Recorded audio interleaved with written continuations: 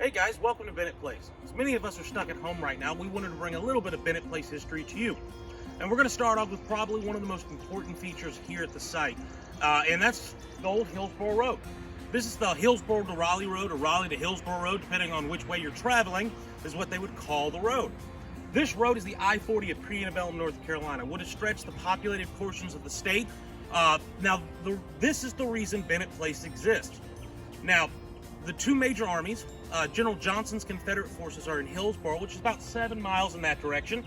And then behind us is General Sherman's forces, who are around Durham Station, which is what is today downtown Durham. Now, when these generals decided to meet, they wanted to meet somewhere in between their lines on neutral territory. And Wade Hampton, actually, he suggests, because this road is such a prominent road and heavily traveled, and he knew where the Federals were, and the Federals, of course, knew where the Confederates were. They decided to meet somewhere in the middle. So on the morning of April 17, 1865, Johnston with about 50 armed cavalry troopers of the 5th South Carolina Cavalry, and Wade Hampton, his cavalry commander, will start marching from Hillsborough and basically straight towards us. They're going to pass the Bennett home, which is right behind us, and they're going to run into Sherman's forces. Now, Sherman is going to leave Durham Station with about 150 cavalrymen of the 9th Pennsylvania Cavalry, with other cavalry units as well, and Judson Kilpatrick, his cavalry commander. And a little afternoon on April 17, 1865, these gentlemen would run into one another about a quarter-mile past the Bennett house, so kind of behind us in that direction.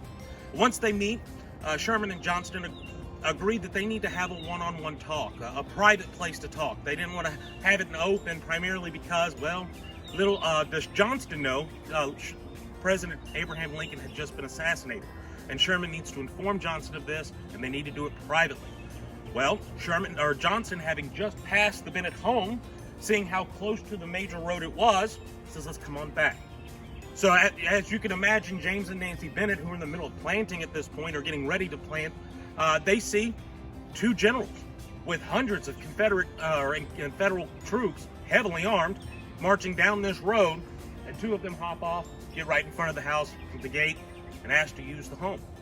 And that is why Bennett Place is here. This road led to the negotiations of what would become the largest surrender of the American Civil War.